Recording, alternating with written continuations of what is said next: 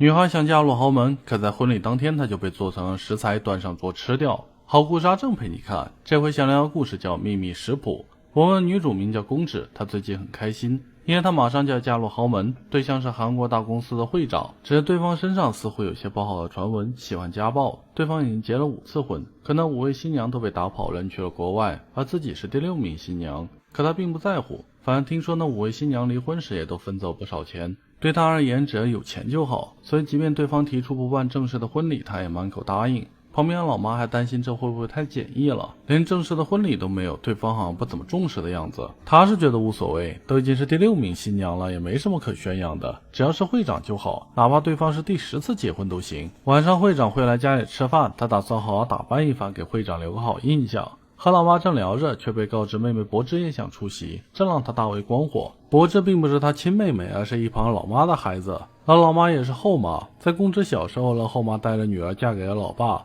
当时老爸是个富商，家里还挺有钱。身为小学老师的后妈对他和老爸态度都有些低声下气，就像家里的仆人一样。哪怕老爸死后，后妈也习惯性的服侍公子。可能妹妹却正好相反，从小就喜欢对着他干。这次得知他跟会长定下婚约，还专门跑去整容医院，想整成他的样子，摆明了就想和自己抢男人。想起那个小贱货，公子就气得牙痒痒。这么精彩的视频，当然配一些炸鸡跟薯条，边吃边看。最近我发现一个很省钱的神奇平台，在闲鱼买了好多低价套餐，都特别省。点击评论区闲鱼搜省钱神券，现在还能0元抽霸王餐。人类对闲鱼的开发不足1%，洗衣保洁酒店待定都能享低价。下单之前先上闲鱼，闲鱼真的太神奇了。回到故事中来，晚上会长如约而至，后妈感叹百闻不如一见。早就听说会长驻颜有术，明明年纪都快60了，脸上却连一丝皱纹都没有，这面相顶多30而已。正说着，妹妹柏芝也过来了，脸才刚整好，连绷带都没卸就急匆匆地赶来，看上是很想跟姐姐比一比。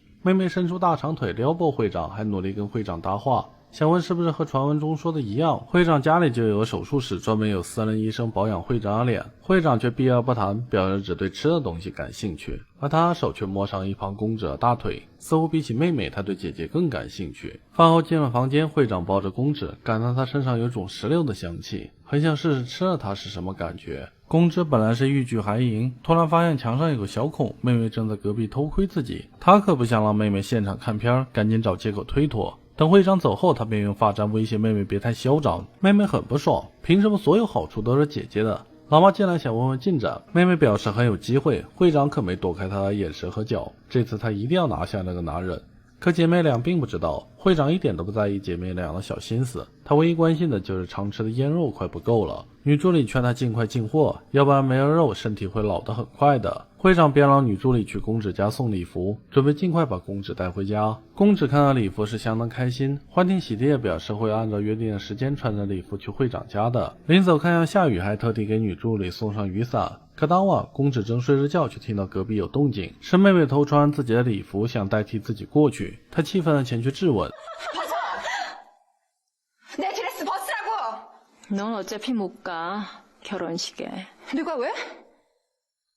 발이 없잖아.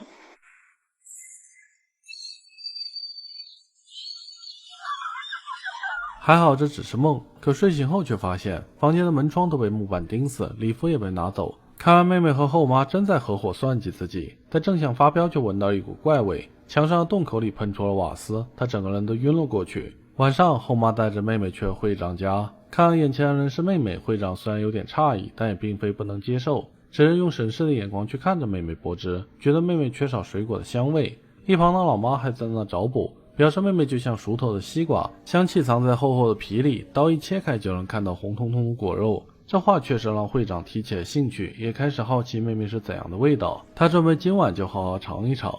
另一边，公子醒过来，却发现自己身处郊外的小屋里，会长和女助理正在外面处理鹿肉。看公子醒了，女助理解释，公子运气不错，是瓦斯中毒晕倒，要不是他忘记送戒指，特地回去找他，公子或许已经死了。不过随即他就把戒指扔到一边，让公子珍惜自己的好运气。看到那把雨伞份上，他让公子不要再想着结婚的事，这对公子有好处。可公子听不进去，他拼命拿回戒指，想从妹妹手里夺回自己的一切。与此同时，会长正带着妹妹参观自己的手术室，只是那里除开基本的整容器材外，还有一些刀斧、链锯之类看起来很危险的东西。妹妹刚想问问，就被会长用药剂放倒了。而公子也终于赶到会长家，看到房间散落礼服，他是气不打一处来，觉得妹妹正在和会长逍遥，他也换上衣服想去找会长，未曾想却在摸索中发现一扇暗门。此刻妹妹已经被剥光放在手术台上，会长笑着说，妹妹还是第一个用自己的双脚走进这里的女人，她有资格看到后面发生的事。为此，会长特地在手术台旁放了一面镜子，让妹妹能看清自己的处境。随后他拿出手术刀划开了妹妹的身体，想试试看妹妹的肉质如何。会长对品尝人肉方面有自己独到的见解。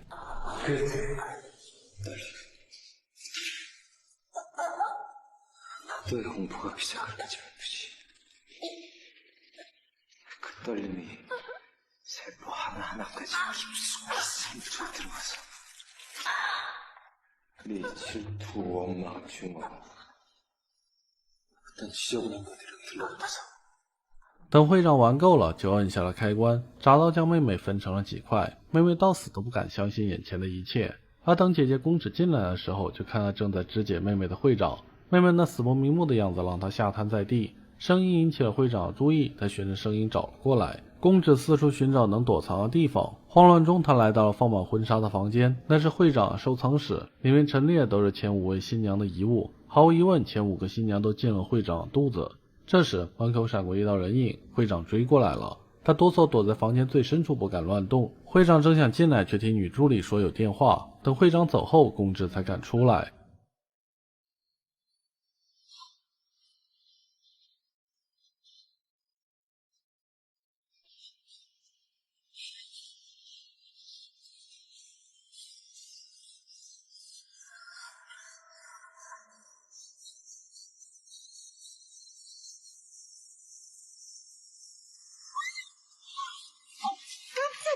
公子惊醒才意识到自己已经回来了。昨天他避开会长，好不容易才回到家里。公子还有些惊魂未定，就听后妈说，可别怪他昨天把公子关起来，这是为了他女儿的前途。现在会长已经选了妹妹当新娘，这一切已经跟公子没关系了。公子听完只有满脸的庆幸。几天后，他打扮成了柏芝的样子下楼，算是感谢妹妹的牺牲，想以这个形象去为妹妹追悼。后妈还以为他是想用妹妹的样子去追回会长，对他是一通冷嘲热讽，还得意洋洋地说会长送了礼物过来，在公子面前显摆。公子发现那是一罐肉，看后妈吃得很开心的样子，他实在忍不了了。 엄마라는 게 그것도 몰라?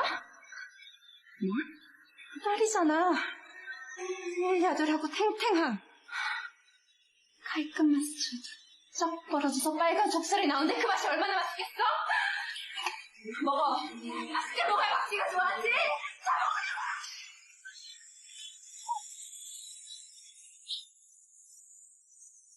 另一边，会长正和女助理一起享用最新的大餐。女助理感叹这次的肉品质很不错，让她儿子也看起来更年轻了些。女助理其实是会长的老妈，两人是靠吃人才变得这么年轻。为避免被外人发现，才用助理的身份进行掩饰。为拥抱青春，两人会继续这样吃下去。故事到这里就迎来了尾声。人肉当然没有那么神奇，吃人也不会让人变年轻。真要吃了人肉，也只会感染软病毒，大脑会变得像虫蛀了一样，人会发疯，最后死掉。我个人觉得导演其实是在用吃人的行为来隐喻现实。电影中的会长靠吃人来永葆青春，其实是在暗示现实中的财阀正是通过吃人来保持活力。韩国的财阀有多恐怖，相信很多人都略有耳闻。人们常说，与其说是韩国拥有财阀，不如说是财阀拥有韩国。韩国几乎所有产业都被财阀掌控，电子、医疗、保险、金融、地产，韩国普通人的一生全都被财阀把持。前10大财阀的收入占韩国 GDP 的70%。没了财阀，韩国经济会立马崩溃。而财阀既然知道韩国离不开他们，自然也就有恃无恐，可以肆无忌惮地压榨所有人。只要稍微提高一下生活必需品的价格，就能逼着年轻人给他们卖命打工。其结果就是韩国年轻人大卷特卷，天天拼死加班到凌晨3点，最后一算工资却连房租都交不起。当然，那些钱多事少的神仙岗位也不是没有，可那些岗位全都是财阀内部人员的，和外面的普通人根本没关系。在那种环境下，年轻人是越活越绝望。而他们最后的选择就是拒绝生育，毕竟奴隶能做到最大反抗就是不再生产新的奴隶。韩国生育率也因此成为世界倒数第一。可以说，财阀是不择手段去稀释年轻人的生命力来维持自身的壮大。虽然比电影里的方式要文明一些，但其本质同样是在吃人的。那种吃人的社会真的是太可怕了。话题有点扯远，这次故事就说到这里，喜欢的朋友也给3连转发支持一下吧。